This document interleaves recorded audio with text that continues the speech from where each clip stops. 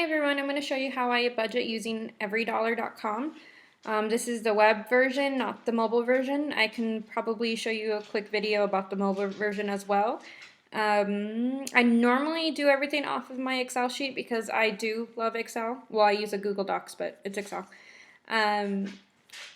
But for those who are not really happy with Excel for whatever reason, this is probably a good alternative for you. So the first I do is my income. I normally base it off what I got the month prior because for some strange reason my income varies even though it shouldn't. The taxes keep changing for whatever reason. So last month, I'm just going to round off to about this much. This is how much I'm going to budget. I do get paid only once a month. For my overtime, I don't put it here in my budget. I actually just write it as a note, so I'm guessing that I'm going to get this amount. For overtime, because I did work quite a bit of hours in December. That doesn't include my shift differential.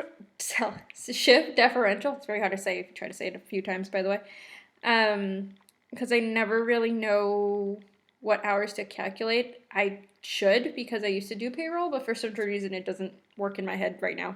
And I could, if I really wanted to sit down and figure out my shift differential, I couldn't just actually guess how much I'm supposed to get, but again, with all taxes and everything, it's most of the time I get like $12. Really doesn't matter if I get anything extra. All my overtime and shift differential is going to either a baby step that I'm working on, which currently is baby step 2, getting out of debt. However, I am splitting some of my extra money to a used car because I will be needing one soon. So that's where I put my overtime that I know that I'm getting. For my other income, this is just a catch-all for anything that I can't really account for, random money that I may be getting for any reason, either because I did some extra jobs or I did some extra work somewhere else. It really could be anything that I just don't have in these categories. For reimbursed, I want to change this because I really don't like that.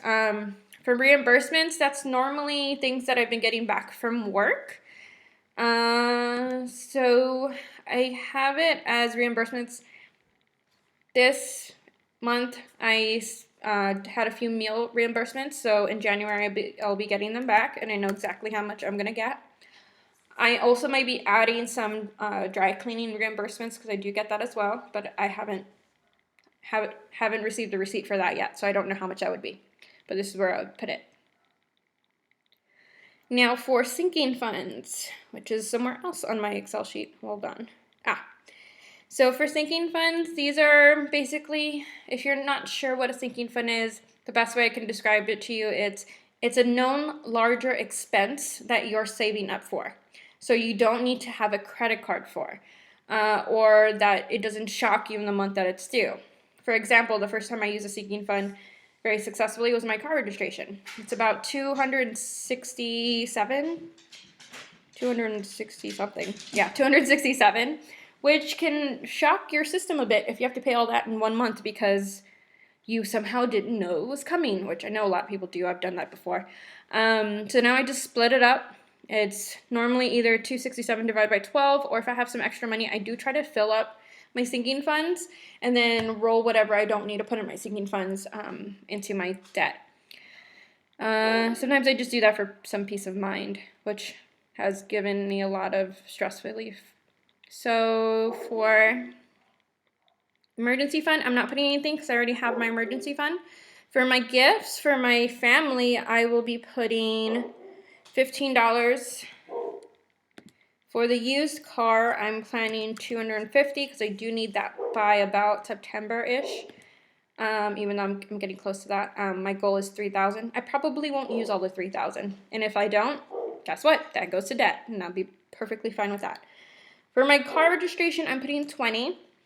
Now with the car registration, I don't think I'm going to need it since I'm turning in my lease. My lease leaf. So if I don't need that extra 267 when it comes around, I'm also going to throw that at debt, which would be fantastic. My end of lease, I won't be putting anything because I already have the amount that I need to get out of the lease that I will never do again in my life. For car maintenance, I put about $5. That may change when I get a used car. just for the fact that it's going to probably need a little more maintenance than my Leaf that is brand new and it's electric and it doesn't really need much. It doesn't need oil changes or anything. And for notary, I'm not putting in anything. For this one, I only put in the amount that if I got a profit from a notary that I did. And that is just my personal goal, is if I have enough money to re-license myself later at the end of the year, then I will do it based on my profits as a notary. If I don't have enough money, then I don't see it as a point to re-license myself. And then if I have whatever $20 there, I'll just throw it out as debt that I'm working on. So for my monthly expenses, sorry if I talk too fast, I just do. My phone bill is $87.36. My life insurance is $20. My auto insurance is really high, I know, $151.20. This is actually the best rate I've gotten because of Morningstar Insurance. Thank you very much. And I think other places were going to charge me like $300. I've had 2 accidents. This is now with 1 accident. So it should be lower this year, and it will be a lot lower without having to cover a lease. So I'm looking forward to that too. My car payment, I don't have this. I know most people will have this under debt. I don't have it under debt because to me, in my mind, it is not a debt. It's a stupid decision I made, but it's not a debt because I will be getting out of it. I'm not really trying to pay off, and if I try to pay it off sooner, nothing will happen. So it's just a monthly expense for me. And then gym is $19.99. So all of these are my monthly expenses, and they actually stay in my Capital One 360 account, and so do my sinking funds. Each one of these are its own savings account. This is all together in a checking account. For my envelopes, now I change my grocery budget now and then when I know I'm getting low of things that I need to buy that are more condiments that say like if anybody knows the Better Than Bouillon base, or say vegan Worcestershire or Worcestershire, or things that I don't typically buy every month, then I would raise the grocery budget for that month. So typically I'll have it like $125. Some months I'll have it $150. This month I'm gonna have $175, just for the fact that I know I'm gonna need to replenish some of my either bulk items or specialty items. For my spending, now I'm gonna try not to spend money in January. Not sure how that's gonna happen, but if I don't spend any money, then that $50 can go to debt, which would make me really happy. But things happen in my life, it might not happen. Same thing with eating out. I always put that in so I don't take away from my grocery budget. If I don't use them, it gets thrown into something I'm working on, and that's perfectly fine with me. Miscellaneous, that is a buffer I will probably have every month. Sometimes I use it, sometimes I don't. For meal tickets, so these are what I mentioned before in my getting reimbursed here. I'm going to have 2 shifts that I know of in January that I'm going to get meal allowance reimbursement, and I can have up to 15. Now, I know my coworkers sometimes will spend more than 15, but I don't. I actually try to spend up to 15 or lower because not trying to really max out the dollars for any particular reason. So what I did is I have 2 of them, so that's $30, just in case I pick up another shift at some day that I'm over. I normally add another $15, so $45. Most likely there's a lot of places I get enough food for $6 or $7, and if I have extra money, as I said, extra money goes to debt. For my loan, this is the big one I'm going to be working on this year and I will add, my student loans will come in April, but I believe it'll be income-based repayment, so it's going to be low.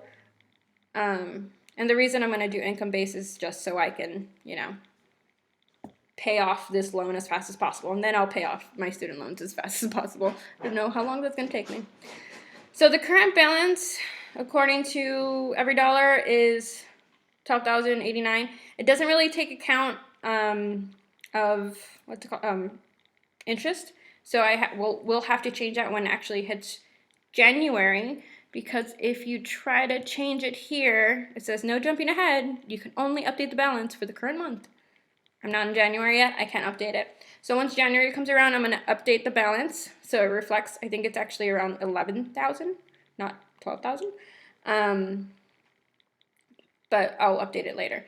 So the minimum payment for this is $398. However, I was paying $400. It lowered to $398 this year, but I was paying $400, so I still kept it at $400 as my minimum. And since I just paid off my medical bills, I can now snowball that payment in. So what I'm going to put is at least, so it's 400, 410. That is the minimum I'm planning to put. However, you're going to see how this is going to change.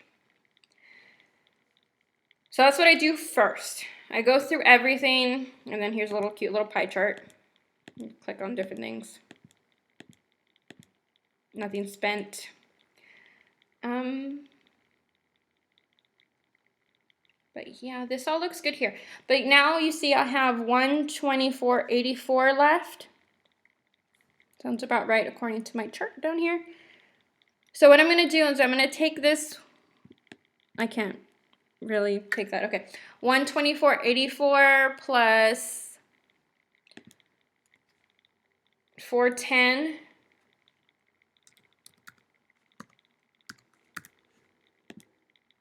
So now it's an EveryDollar budget. Every single dollar that I have based on my income, these two incomes that I didn't put, is budgeted. Everything has somewhere to go. Now in my mind, my overtime will be going to there as well. 75% or so will be going in there. The other 25% might go to my used car because I'm trying to fill that up as fast as possible. But everything has a place to go. So now instead of that's basically the idea behind it. You go through your entire budget, you put what you need, you don't overly inflate envelopes, like you don't put $150 in spending just because you had an extra $100 sitting around. That's not really getting you anywhere. It's just letting you spend money when you don't need to spend it. And then anything left over, put it in the baby step you're working on. So if you're on baby step 1, which would be your emergency fund, you would put that, say you had the extra $145. That would go into your emergency fund because you're trying to build it up to the 1,000. Any step that you're working on, your extra money is supposed to be going to that step. Now, if anybody's wondering about my planned purchases, I have this here just because I need to know that I'm going to buy something specifically. If I do that, I lower my spending. So if I'm going to buy socks, which I probably am because I cannot find a pair of socks. So I'm buying socks they're $12. Now I'm $12 over budget. So what I do here is, if I can do math, I take it from my spending, which is now even. So this is just what I do. Not many people do it that way. Everybody's going to do something slightly differently, but this is just a general idea of how I use EveryDollar. And this is just about the same of how I use my Excel sheet, but I can go through my Excel sheet as well. It's going to look the same. It should be looking the same. There should be really nothing different. I just like my Excel sheet because it lets me move around my money a lot easier while I'm planning things out